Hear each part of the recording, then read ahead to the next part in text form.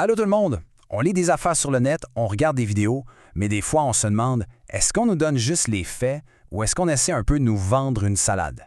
Aujourd'hui, on va justement apprendre à décoder ça pour voir plus clair dans n'importe quel texte. Le grand défi, c'est toujours le même. Distinguer ce qui est un fait de ce qui est une opinion.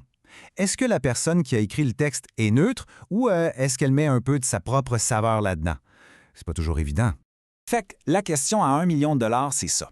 Comment on fait pour savoir si l'auteur est neutre ou s'il nous donne son avis personnel? Y a-t-il des trucs, des indices? La réponse, c'est oui. Et c'est pas mal plus simple qu'on pense.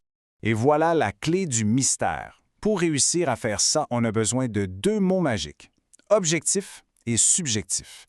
Une fois qu'on comprend bien c'est quoi la différence entre les deux, là, ça change tout. Lire un texte, ça devient beaucoup, beaucoup plus facile. OK, pour que ça rende bien, j'ai une image parfaite. Pensez à un texte objectif, comme une caméra de surveillance. C'est quoi la job d'une caméra? Elle enregistre ce qui se passe. Point. Il n'y a pas d'émotion, pas de jugement, c'est juste les faits. Froid, froid, froid.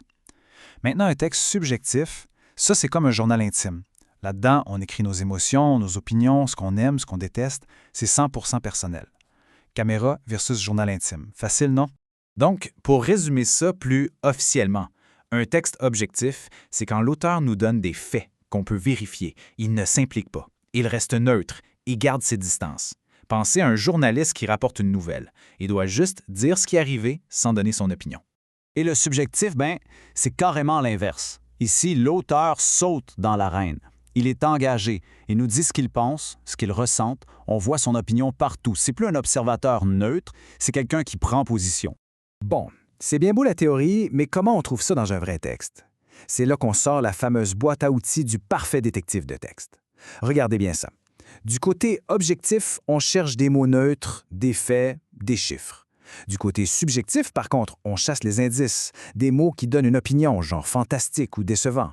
On regarde aussi la ponctuation, comme un point d'exclamation qui crée une émotion, ou des verbes comme « je crois que »,« j'aime ». Cette fiche-là, c'est un super aide-mémoire. Alors le truc, c'est ça.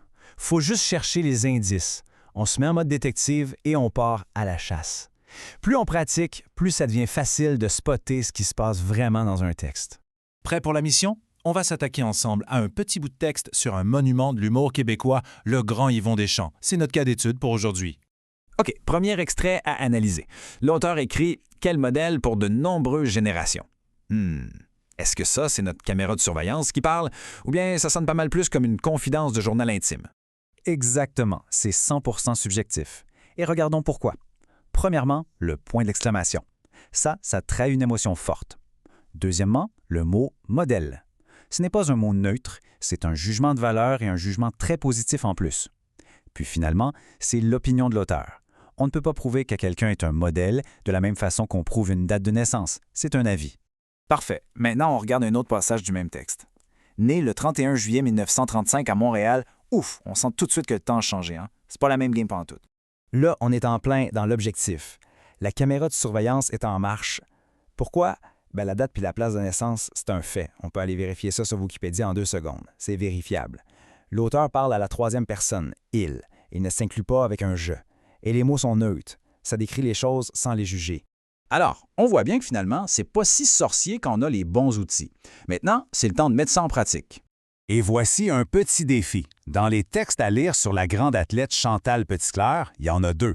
Un des 2 textes, c'est la caméra de surveillance, donc il est objectif. L'autre, c'est le journal intime, donc il est subjectif. La mission, si on l'accepte, c'est de trouver lequel est lequel, juste en cherchant les indices qu'on vient de voir. Faut se souvenir de ça. Chaque texte a comme ses petits secrets. Mais maintenant, ce n'est plus un problème. On a les clés pour les découvrir et pour vraiment comprendre ce qu'on lit. Alors, bonne chasse aux indices.